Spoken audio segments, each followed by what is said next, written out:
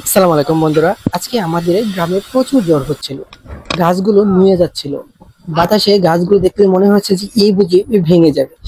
এমন এমন সময়টা আমি ভিডিও করছিলাম, তো হঠাৎ শুনি যে আমাদের পাশে একটি তাল গাছ থেকে একটি পাখির বাসা পড়ে গেছে। তো আমি তৎক্ষণাৎ দৌড় দিয়ে এই পাখির বাসাটির কাছে গেলাম, গিয়ে দেখি একটি পাখি একদম মৃত, প্রায় প্রায় মারা যাচ্ছে। আরেকটি পাখি পাশে পাশে সুস্থ অবস্থায় বসেছিল।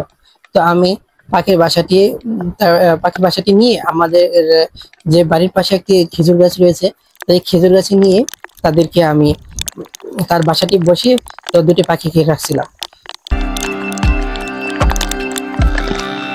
তো কতক্ষণ রাখার পরে হালকা হালকা বৃষ্টি পড়ছিল। তো যখন আমি বাসায় চলে আসছি, তো প্রচুর বৃষ্টি পড়তেছে। তো ভিতরে একটি মায়া অনুভব হলো আমার। তো আমি তৎক্ষণাৎ দৌড় দিলাম, দৌড় দিয়ে গিয়ে দেখি যে পাখিগুলা এত বৃষ্টি পড়ছিল, তারা কাঁপতেছিল পাখিটি। তার পাশে যে পাখিটি ছিল এটি মারা গেছে অলরেডি। তো দেখি যে আসলে ওই পাখিটি মারা গেছিল, আর পাশের পাখিটি ভিতরে জুবের ভিতরে গিয়ে বসে রয়েছে।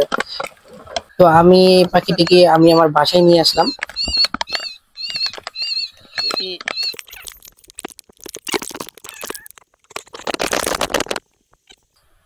বাসায় নিয়ে আসে তারপর তাকে কোণায় রাখলাম। এভাবে অনেকক্ষণ সময় গেল, তারপর বৃষ্টি বন্ধ হলো, নতুন সূর্য দেখলো, সূর্যপথে আবার ফিরে আসলো। তখন আমি আবার আহ পাখির বাসার কাছে গেলাম। তখন গিয়ে দেখি একটি পাখি মারা গেছে। তার এই পাখিটিকে আমি আবার বৃষ্টি শেষে আবার নিয়ে গেছিলাম। তো আসলে পাখিগুলো তাদের বাসস্থান ছাড়া যে কত কষ্টে তারা বড় হয় এবং মাতৃ স্নেহ দিয়ে বড় হয়, সেটি আসলে আমি অনুভব করতে পারছি যে আসলে একটি সন্তানকে বড় করা কত কষ্ট। তারপর পাখিগুলো আশেপাশে কিন্তু পাখি ডাকতেছে, তার যে সন্তানকে ডাকতেছে, কিন্তু সে তো আর এখানে যে তারা একটি সন্তান মারা গেছে সেটি কিন্তু সে জানে না।